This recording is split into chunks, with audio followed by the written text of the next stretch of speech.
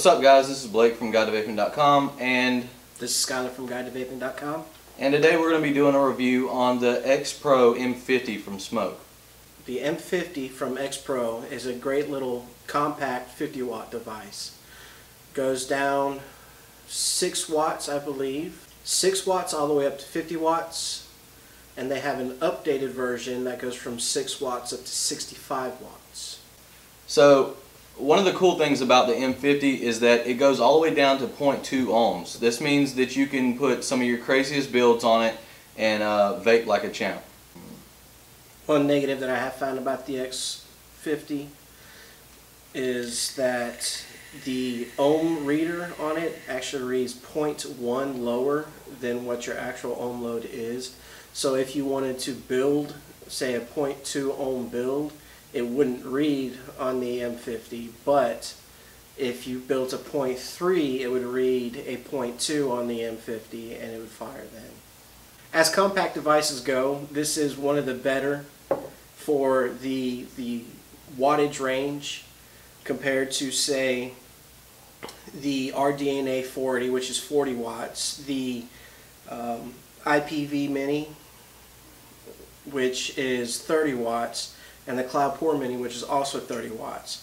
So as far as the miniature devices go, this is the higher of the wattage devices until, say, the other companies come out with a higher wattage device. It's not as compact as, say, the Cloudpour Mini, but it's not that much bigger than the Cloudpour Mini either. The M50 has an internal 18650 battery that can be removable, but it also houses a charge port, so you don't have to remove the battery.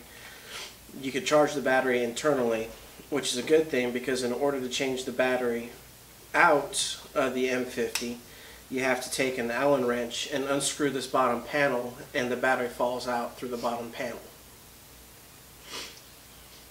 One nice feature of the M50 is it does have battery venting or chip venting out the bottom. So if there was any issues, say something malfunctions with the chip and it starts smoking, or for some reason your battery starts venting, which in a regulated device should never happen, it will vent out the bottom. Another cool thing about the M50 is that it has 2 different modes. You can do wattage mode, or you can do a mechanical mod mode. And basically the wattage mode is like any other device. You can turn up your wattage, turn down the wattage. And then the mechanical mod mode is pretty much giving your 3.7, which it pulls straight off the battery.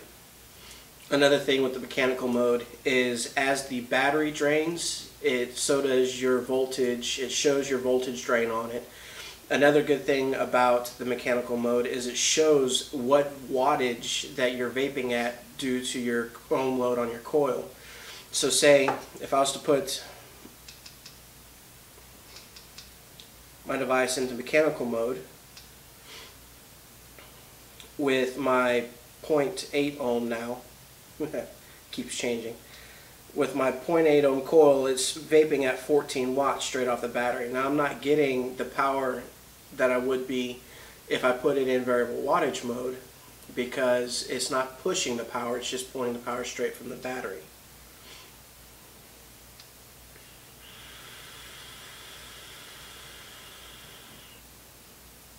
So pretty much, if you're wanting to go into the mechanical mode, it's probably best if you run low ohm coils. That way you can really put out some clouds with it. And if not, you can, run a higher ohm coil and just use your variable wattage. Another thing that you can do with the M50 is you can turn the M50 off. It has a limited menu. Basically the menu functions, all it is to change from mechanical mode to wattage mode and vice versa, and also to power the device off. It's a simple 3 clicks and it comes into your menu. Sorry. I forgot the word. It goes into your menu and it gives you the option. You click 3 times and you have 2 options. One is to power your mechanical to wattage. If you let it sit on that, you change your wattage mode to mechanical mode. Option 2 is to power off your device. It also has a 5-click feature to lock the device so it won't fire if, say, you put it in your pocket. Before I actually got the M50, I thought it looked kind of cheap. The buttons looked, you know, a little wonky. But overall, out of all my devices, and I love my Vapor Shark RDNA 30, out of all my devices, I'm starting to like the M50 the most because for multiple reasons. For one thing, I can use the mechanical mode. The wattage does 50 watts and it's about to be upgraded to 65. If you have the 50 watt version, you can send it into Mad Vapes and they'll flash your chip and upgrade you to 65 watts. So there's that, and then not to mention the fact that it goes down to 0.2 ohms, and the device honestly looks good and it's super small, which I like. It really feels good in the hand. One thing that we haven't mentioned yet is the 510 connection actually sits flush with the device, and the 510 pin is spring loaded, so majority of all of the RDAs, all the tanks, everything that is screwed onto it has screwed down flush with that look. I have OCD when it comes to the look of my mods, and I have to have a flush fit or else it drives me nuts. I'll try everything I can to get it to sit flush. One negative that I have about the M50 is when the chip goes to sleep, you have a good 1.5 second delay for the chip to wake up before it actually starts vaping, and that's annoying. It gets annoying when you're really wanting that vape right then and there, but once you get used to it, you learn that before you bring it up to your mouth, you hit that button and let it wake up, so by the time it comes up to your mouth, you're vaping on it. And that's just a negative to me. Another negative, but it's not a bad negative, is that you can't lock the wattage up and down. That's, like I said, it's not a big negative for me because, okay, so it gets bumped in my pocket and the wattage bumps up one. Well, I can click my button, my fire button 5 times and lock the entire device so that doesn't happen. But then I have to click it 5 times again to unlock the device and be able to vape on it. So it's not a big negative. For some people, it may be a negative. And my only negative, other than having to unscrew the bottom panel just to take out your battery, would be the fire button. The fire button, for some reason, the fire button isn't like the plus and minus button. The plus and minus button has this clicky feel where once you click it, you know it's been clicked and you know when it comes back up or when you release it.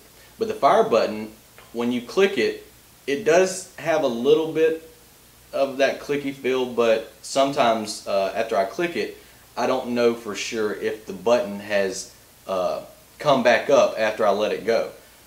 Alright, so guys, pretty much this is a nice device, and I'm running the Aspire Atlantis on it, and he's running... I'm running the Mephisto V2 on it.